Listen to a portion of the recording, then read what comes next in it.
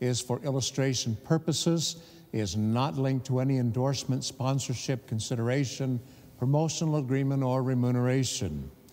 The presenter is solely responsible for the content of the presentation. If this gets wild enough, I want to be sure that we've got the Academy off the hook. I'd like to begin by just mentioning some basic references that I think you would like to probably have in your library. One of the finest that I know of is by Dr. Bjorn Nordenstrom. Had the opportunity to meet and speak and visit with Dr. Nordenstrom. He is the Emeritus Professor of Diagnostic Radiology at the Karolinska Institute and Hospital.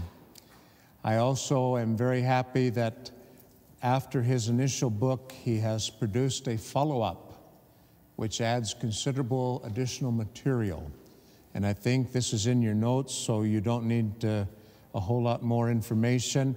All of these, I can tell you, are currently available on Amazon. Dr. Robert Becker has certainly written about electricity in the body, and he has a second book that I would suggest to you called Cross Currents.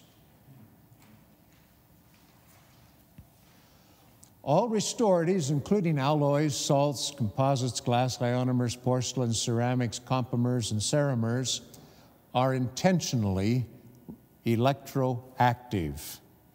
They are sent out from the manufacturer to be electroactive.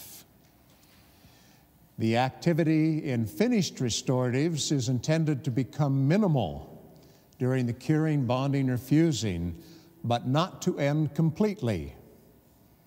In many of our great composites, you can develop a little fissure, and because we do not get a total stoppage of the cure, even several years after the fact, we can get a self-heal and reform the polymer. We intend for that thing to stay active. Any material which has any sort of electroactivity has an active electromagnetic field, and it is associated with and around it. I know of no greater way to show this than to do some really fine Kirlian photography. I have seen a couple of photos in Kirlian that were done of restored teeth, and it's very interesting to look at not only the field that surrounds the restoration, but for those folks who are capable to work in color, you ought to see some of the interesting color patterns. All tissue has electrical activity and an electromagnetic field associated with and around it. Every atom, every molecule, every cell structure, every tissue has a group of electrical fields and electromagnetic fields that are associated with it. In healthy, viable tissue, the electromagnetic fields are balanced, ordered, they flow in a predictable manner, they are conformant.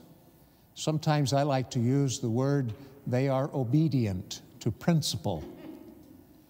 They are very well structured.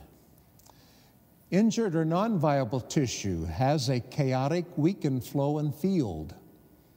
Again, by certain electrical scanning that can be done, and we're not talking about the lunatic fringe, folks. This has been done now and is being done in some very up-to-date radiology and nuclear medicine facilities. They can locate injured tissue simply by looking at the chaos in the fields of a given area around the liver or around the kidney or around a hip. To maintain viability, tissue electric flow, whether chemically or magnetically induced, must maintain harmony with adjacent flow. We're just laying some basic foundation here. Not all electricity is bad. We've been taught that if you get in there and put an amalgameter on an amalgam restoration and it goes off the peg, that's the one you got to take out. And certainly that may be suggested. But it surprises folks to find out that you can take an electrical reading on a healthy, viable, unrestored tooth and find an electrical flow. You can find a field, and in many cases you can observe them shift if you have the capability with your equipment. They change. Now, why is this important? We'll go into that.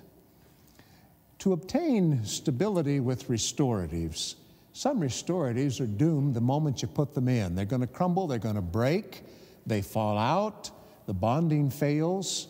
Some induce severe health and physical problems. In each of these cases, the restorative has failed to fulfill its intended purpose. And it brings the universal question, why? Why did this happen? The corrosive effects of pH and osmolality are a chemical function that are well studied and well known. If you have certain things present in the gastrointestinal tract, whether it's at one end or the other, it has the capability of having effect on the dentistry. If we were giving this to the orthopedic surgeons, we would exactly change that to say it has effect on the bony structures and other things that you're going to be working on.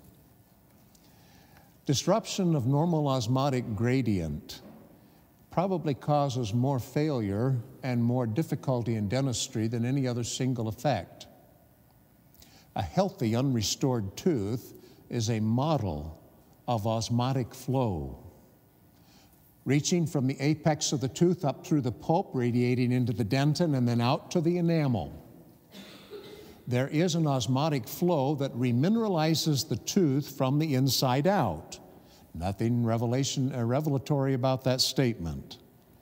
But that is an electrical osmotic flow. And part of that is what we measure if we do work on an unrestored, healthy tooth. If we disrupt that normal flow, we will cause some destruction or damage to the structure of the tissue. One of the reasons that the anti-endo crowd get all hyped is that when you take the pulp out, you do an endo treatment, the flow on the tooth can be demonstrated to exactly reverse. The flow reaches from the crown of the tooth down to the apex.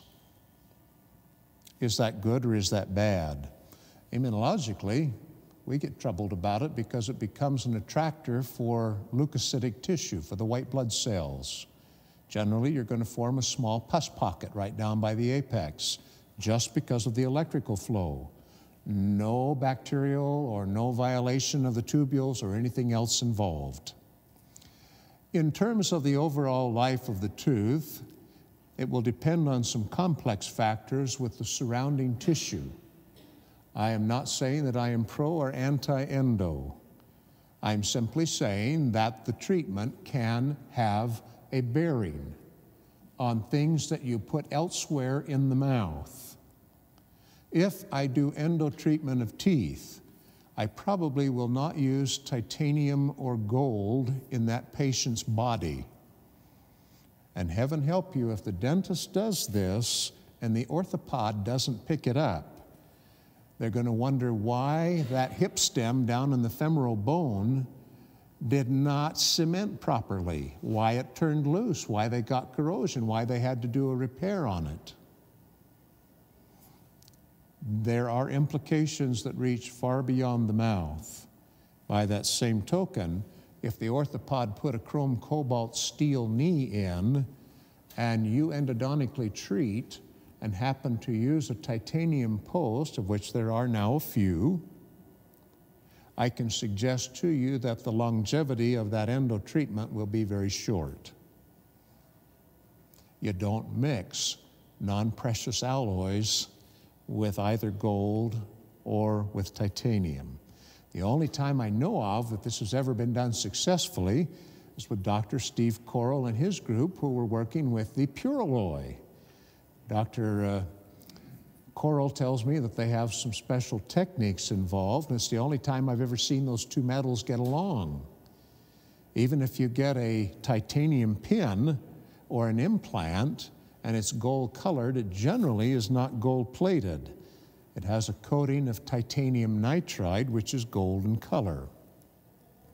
Available binding sites in physiology are modified anytime there is a corrosive offload, anytime there is a field where a metal becomes anodic, gives up some electrons, and migrates.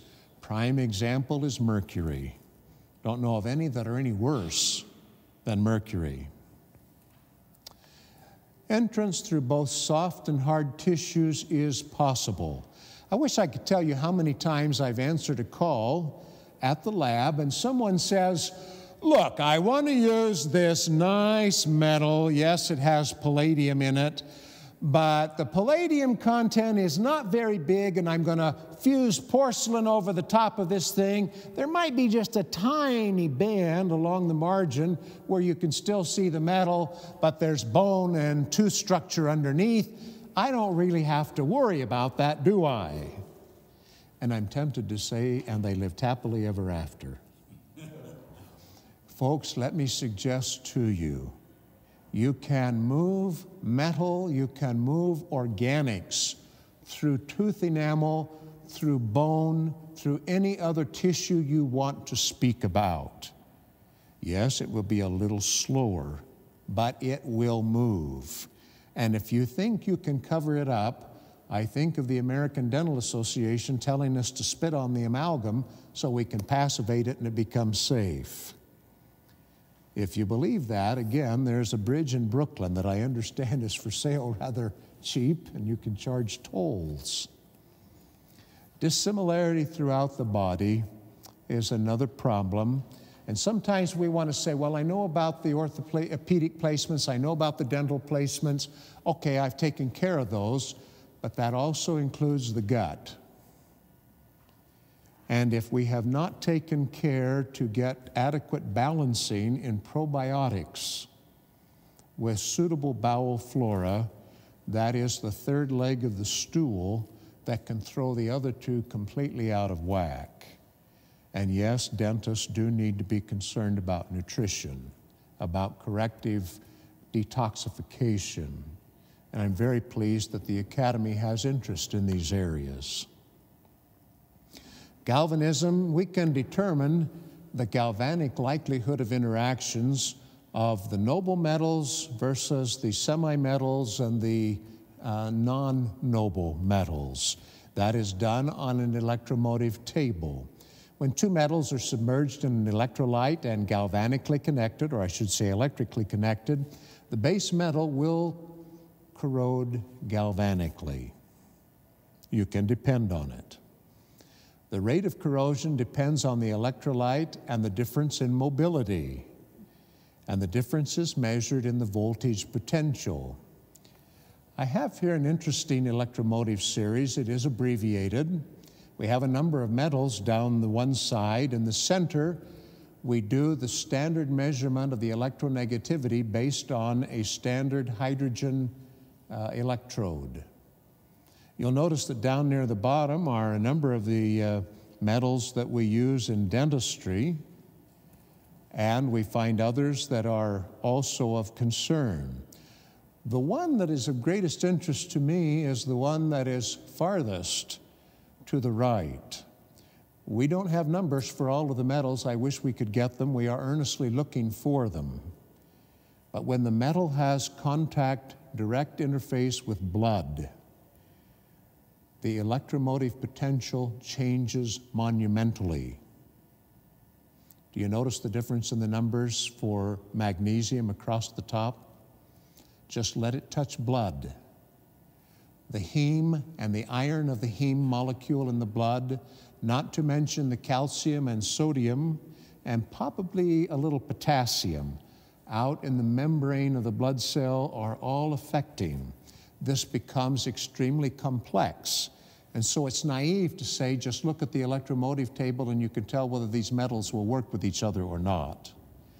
Normally, the farther apart they are in the table, the more active they will be against each other. But when we have a blood interface, all bets are off. And that should say something about our placements, about implants, and about implants elsewhere in the body. I will very quickly just run through several of these. Thanks to Dr. Krista Nilner in a very fine paper that she published at the Karolinska Institute. We have here some basic reactions. They're in your notes, so I'm not going to stay on them for long. May I just mention that this will explain how we get to the ions that are necessary for the mischief to start. This is the fundamental chemistry. And you may review these at your leisure. This last one tells us very specifically why mercury is a stink. Because anytime mercury has available an opportunity to dump some electrons, it readily does it. It is not hard to do. And where does it go? If you happen to have a gold framework or a gold crown, that's its first target. We'll come back to that. Is that why mountain tattoos are usually near the gold crown? Yes, and we'll mention tattoos in a moment, but anytime you have discoloration in the tissue, you have migrating metallic ion. End of statement. We have several papers where they've biopsied that tissue and perform metallic analysis using ICP, using mass spec, and atomic absorption. They can tell you that yes, the tin and the silver and the zinc, and in the hybrid amalgams, the copper, the gallium, or the palladium are there. Ironically, if you're doing implantology, here are the fundamental chemistries that make possible reossification. How we generate first the phosphate ion, how we get the calcium ion, put it together in a complex form to form apatite, how the iron, both from the diet and the gut as well as from the blood, participate to go through some redox changes, and the ferric hydroxide is where we eventually will do deposition of the apatite that is formed to reform the bone around an implant. Now, sometimes we can take that implant and coat it with an aerosolized or a foamy titanium. Probably the nicest one is to get a hydroxyapatite coating. But that's the chemistry that takes place. And I have to tell you there are a number of other equations that should be shown there, but these are the fundamentals. Now, there are 4 areas of electricity that we want to hit on in this presentation. Fundamental chemistry and physics, the circulatory system, which is essentially neurologic, the electrical circulatory system, which is in the vascular bed, and finally, the energetic circulatory system, and for lack of a better term, I'm going to call it esoteric.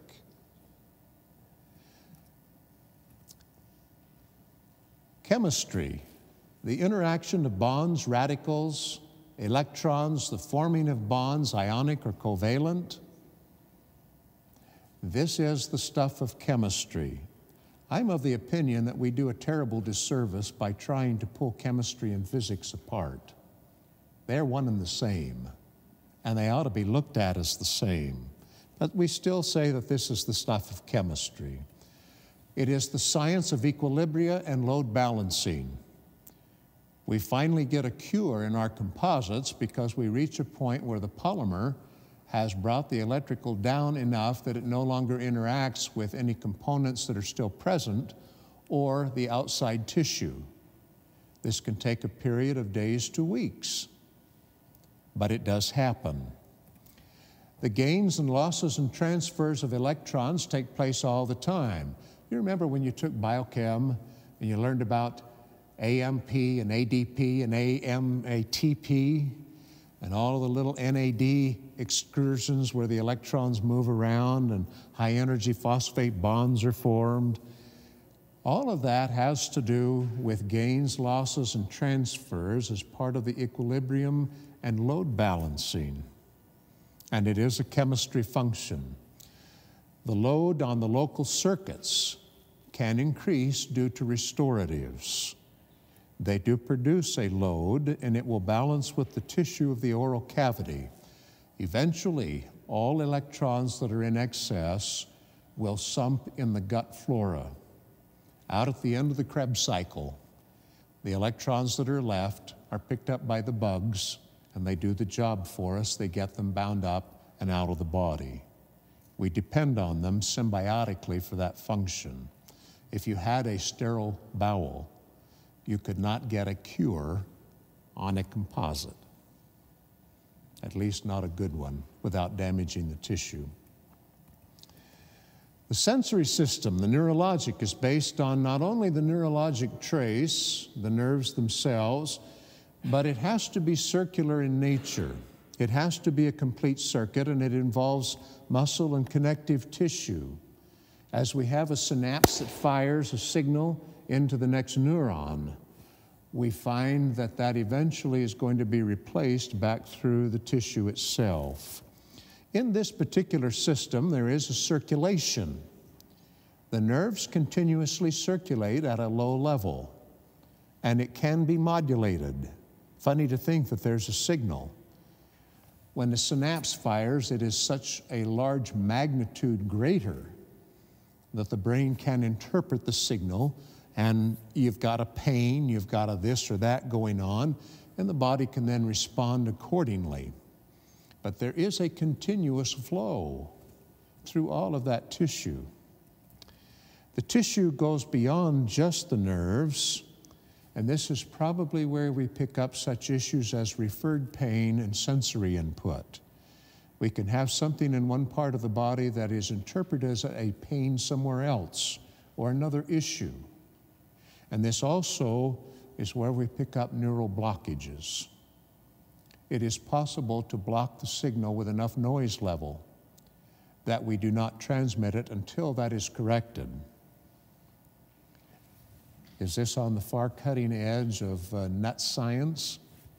Folks, this is being done right now in very capable radiology and nuclear medicine facilities. This is the research they're doing. And probably this is where we can say that anesthesia does what it's going to do. We can create sufficient blockage, among other factors, that will allow us to get an anesthetic effect to be able to work without referring a pain signal. The electrical circulatory system is body-wide. It flows, and it's associated with fluid dynamics, both with the blood, and more recently we have found that it has to do with the flow in the lymphatic system. The ultimate electron sump will be in the bowel flora. There is a balance of electromagnetic fields of the body with electromagnetic fields of the environment and the restoratives. A perfect restorative may not work for the patient, not because they're sensitive to it, but because of the load and the type of load that it places on other circuits in the body. Sadly, that does not always manifest in the mouth. It can manifest in an organ, in a muscle, in a joint, and it is often not associated in any way with a dental placement. Cell signaling and electrotactic attraction are in this zone. It is possible to injure tissue, and we throw out chemokines in the flow of the blood, and chemically we signal the white blood cells to come on over. We've got a problem here. But the more effective system is an electrotactic attraction. When a tissue loses its normal flow and field and becomes chaotic, that signal will essentially be found all over the body. Now, there's an interesting experiment here. I take my finger and I touch something that is red hot, and I burn my finger. The cells in that finger now know about being burned. I get close, feel the heat, and get my hand out of the way. These cells were not burned. But every other cell in my body now knows. Electrotactically, that has been communicated. Oh, you say, no, you think about that. No, you don't. They have done the neural mapping. and it never gets to the processing centers. Well, it's in the autonomic system, in the spinal column. Yeah, it gets involved, but let me tell you that that is communicated to the entire body.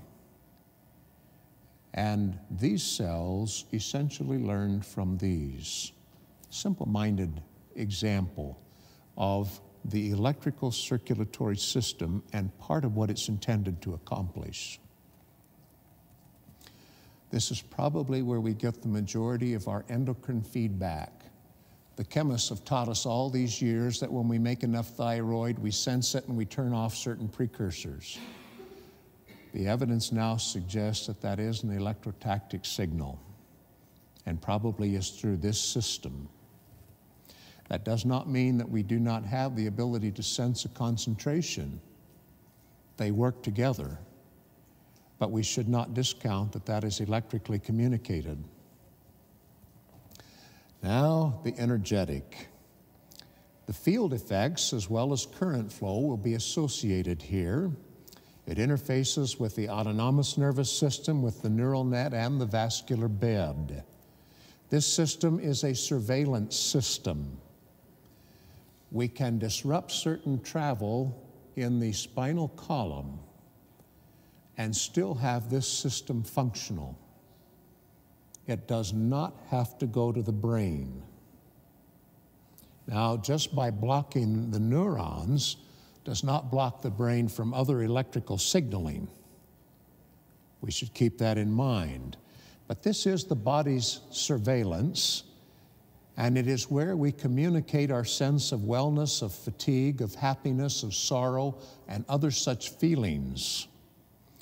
It is where our emotional well-being is founded. It is our perception of the environment and self and not self. The great buzzword in my profession of immunology for the last 10 years has been neuropsychoimmunology. This is where it works. You can think yourself better, you can think yourself sick, and you can think yourself in all kind of other directions and influence this particular circulatory system. Cognitive and intelligent functioning are within this net, but are separate.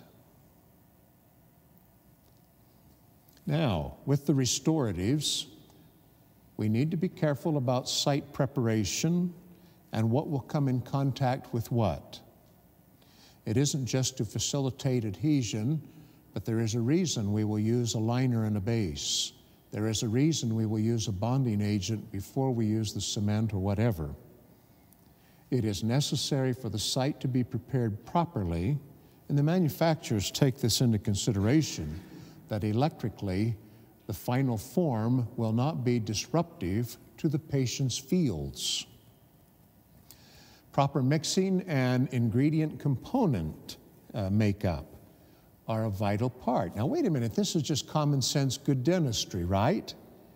We didn't know that perhaps all along, but we are influencing the fields by doing this. Care and placement, proper curing technique and time, complete finishing and cleanup. When we do these things, it is well for us to take the same precautions in dental placements that you take with the removal of amalgam.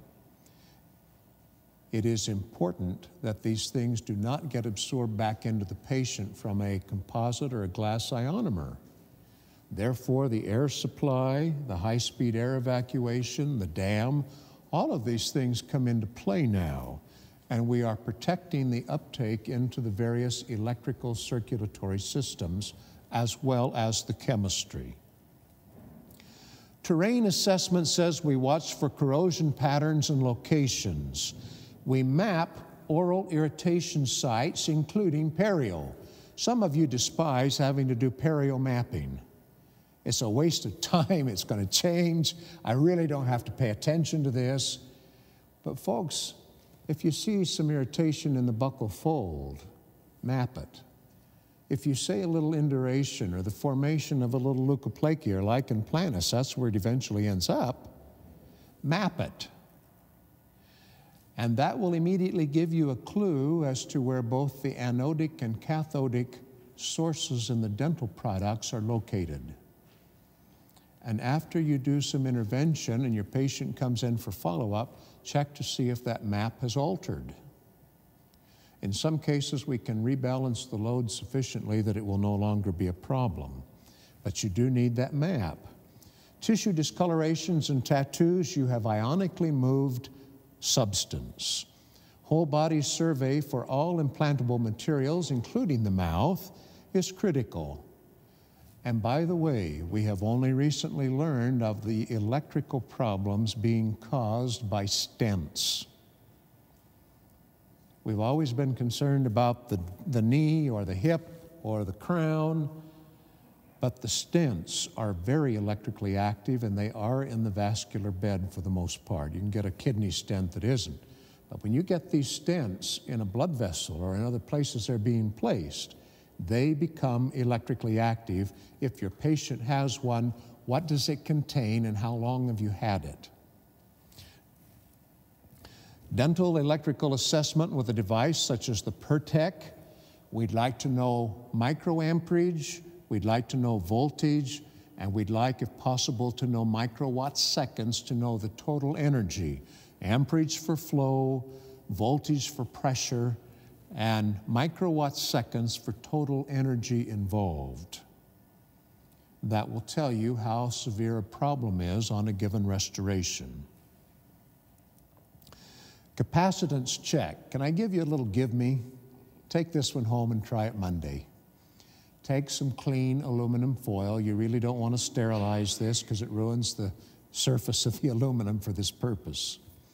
Cut the aluminum into some little strips about 3/4 of an inch to an inch wide, 3 or 4 inches long. Put one on this side and ask the patient to bite down on it, and repeat over here with another piece. If any discomfort, jolt, or other phenomena are felt when they bite down on that aluminum, you have some galvanically active materials, and they may have absolutely no amalgam and absolutely no frankly reduced metal structure.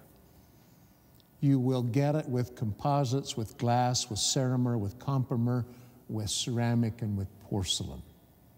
Do the aluminum foil test.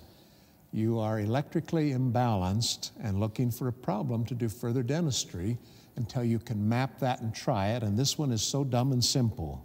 Just prepare some aluminum strips and have your patients take the test. If they bite down on it and nothing happens, fine, throw it in the trash and you're done. You know that you've got a balanced load. Corrective precautions, the obvious ones. Avoid mixed restorative environments. Product A may be perfect, product B is perfect, but you never put them in the same mouth at the same time. Temporarily suppress the use of these multi-mineral mined sea salt things if your patient is electrically active. Those things are never really assayed. They might have assayed a sample, but that stuff is mined. It is filtered through some dust sieves. You don't know what's in that from one batch to the next. And electrically, that stuff will move into the tissue just as fast as something coming off the restoration. If you're trying to balance and help a patient with an electrical issue, get them off of these mineral supplements or greatly reduce them to a modest level. If they're taking a teaspoon of this stuff morning, noon, and night, get them to put it in one gel capsule a day and let that be it. Be highly cautious with any magnetic implants. Believe it or not, I thought most of these were out of the market now, but they're still selling little magnetic implants, and they will hold the bridge in place. Be extremely cautious with those, and if you do use them or a patient comes in with them, please do some irritation mapping and keep track. It isn't so much the metal that's in the magnet as it is the field. And a perfectly good restoration can become very chaotic and damaging in the presence of another field, and those magnets are quite strong. They have to be. And by the way, yes, we are starting to see neodymium sensitivity. I'd say that's occurred within the last year. We're getting patients that react with it. And the metal neodymium is used in many of the good biomagnets. Seek simplification and balancing with oral and gut flora, probiotic input, desirable gut bugs that can be taken in capsule form to repopulate. We'd like to get some alkalinity established in the bowel, and we'd like to get in not to a positive retox, but a balanced redox. Sometimes you can take a sample on these bowels, and I promise you, you're going to see -40, -50 millivolt redox potentials. The patient cannot eliminate anything. No detox will work as long as that is happening. And folks, that is all electrical and field effect. Checking for a high-acid dietary regimen. This is especially important among your vegan patients, those who want vegetable everything, who are totally off the meat. You've got to make sure that they've balanced what they're taking in vegetative matter. If all they eat is tomatoes and peaches and other acidic fruits, you will have the same kind of chaos in the bowel. Moderation in all things seems to be the answer. Now, amalgam is the first metal to go, especially if copper, gallium, or palladium containing. Beryllium, nickel, and reduced or modestly oxidized chromium are the next to go when you have to take something out. Gold may need to be replaced if highly exposed to mercury. The only way you're going to get the mercury out of the gold when you've had amalgam and gold in the same mouth is to melt the stuff and refine it. And yes, that is a beautiful bridge in ceramics, but you need to replace it when you take all of the amalgam out. Did you know back in 1933, there's a great article in the Journal of the American Dental Association that equates putting gold and mercury in the same mouth with malpractice. I wish they'd go back and read that. Palladium and silver, Palladium and silver may need to be removed if non-movable stainless steels are present. That's going to especially be the case if there's something implanted elsewhere in the body. Chrome cobalt steel, nickel chromium steel, any of the hybrid steels. If you've got them, you need to get silver and palladium out of the dentistry. Go on Arjun's website, arjun.com, and go to their section where you can look at materials and say, I want this thing to contain this range of gold, this range of silver, and I want 0 palladium and 0 copper, and there are several others you can designate. It'll go out and look at their database and tell you exactly what they have in both PFM ceramic alloys as well as in castables.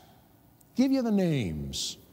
I love that company, by the way, and I'm sorry I'm not endorsing them. I just love what they do. And so if you've got a tough case, go to their website and see if you can find the name of an alloy that eliminates these things. I'm sorry? Arjun, ARGEN.com. They're located out in San Diego. If you use World or Rosen or I've forgotten all of it. I think there's 8 or 9 companies they've gobbled up as subsidiaries now. Chances are excellent you're using Arjun in the United States right now. I suspect Canada as well. Reduced titanium and high noble gold are generally a poor combination. Argiloy being the apparent one that doesn't apply here, the exception. I don't know why that is. I can't explain it. but it seems to be the case. Fluoride, if you have used a zinc cement or a zinc eugenol or just a eugenol, do not come back, for heaven's sakes, and paint fluoride on everything else in the mouth. I promise you they will interact promptly, and it will not be good. Avoid anything with a reactable phenol group if you have something in the way of a carboxylate or a phosphate cement. They do not get along. Unless recommended by the manufacturer, avoid mixing aluminosilicate and zirconia ceramic cements and bonding agents. Some of the manufacturers have designed and engineered combinations that work. So it is not a hard and fast rule, but be sure the manufacturer recommends it. The last thing they want is for half of the crowns you place to fall out and you quit using their product. Now, let me suggest again that just because something has an accepted or a seal of approval, a certificate of approval, and for heaven's sakes, people seem to think that this is conferred by an Identiloy tag. Just because it has this does not mean that it is safe. What does it mean? It means that they're consistent from lot to lot. The manufacturer follows good practices. They have an acceptable program of quality control. Products are properly labeled with precautions and warnings, and certain fundamental biological testing has been performed to guarantee no frank acute toxicity. Folks, it's been nice to visit today. This is a horrible topic to cram into 45 minutes, but I just want you to know that